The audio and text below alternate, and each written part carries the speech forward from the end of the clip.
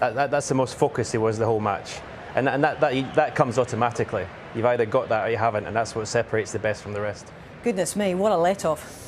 Yes, it was. Wenbo won't have a great night's sleep. I'm sure he might need a bit of help getting off there to sleep. But for Ronnie O'Sullivan, sometimes he needs the adrenaline pumping through his body. And throughout that match, it wasn't that type of match. 2-0 up, 2 back to 2-all, no real danger, 4-2.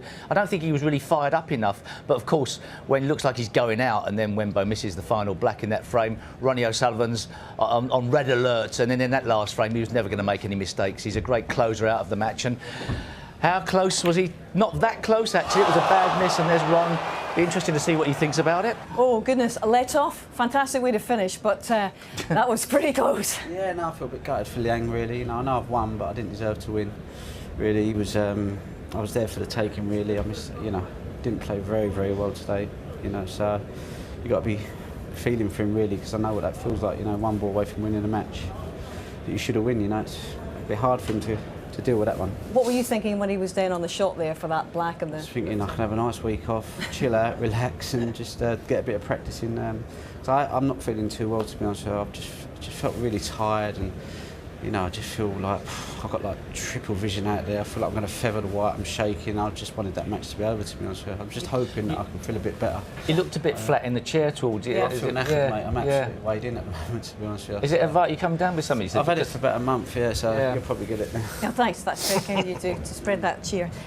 But Ronnie, in terms of the adrenaline kicking in that final frame, it was there for you. I didn't really feel any adrenaline, to be honest with you, because I just didn't feel like I was involved in the match. You know, just going through a lot of emotions. Really, I was just trying my hardest, just trying to hang in there, trying to not give up, just trying to sort of like stay professional.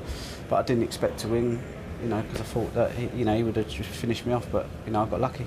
You know, you talked in the build-up about winning with style, winning with aggressive snooker. It presumably fell a bit short from your standards in terms of your ambitions to be messy. Nah, well, listen, I don't mean like I tried to go out there and do it. I just think my style of play over the 20-odd years has been, you know, to play, play a pretty game, if you like. You know, try and win games in one visits, and you know, you can't always do it, but you know, I think, you know, I've done pretty right over 25 years. So you know, I just enjoy winning, playing well. You know, I don't really get much pleasure out of playing poorly and winning, to be honest with you. Maybe Steve and Stephen were different. You know, they were much more ferocious animals, if you like. I just want to play well, even in practice, you know, otherwise I get a bit down on myself. We were talking actually during the match about your chances of taking this one, to breaking Stephen's record and getting 7 at Masters titles, and actually for the first time in one of snooker's big 3 events, owning that record outright. And I know you don't try and put too much pressure on yourself, but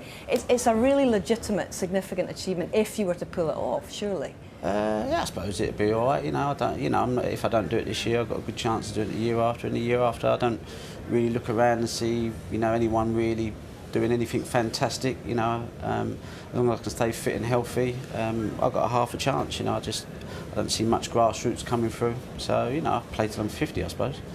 Well, Ronnie, well done. You've certainly given us a dramatic start to things. You get the head and get some rest. You've got a few days before your next match against Neil Robertson or Ali Carter. And just to remind you that the scene you'll be able to watch on the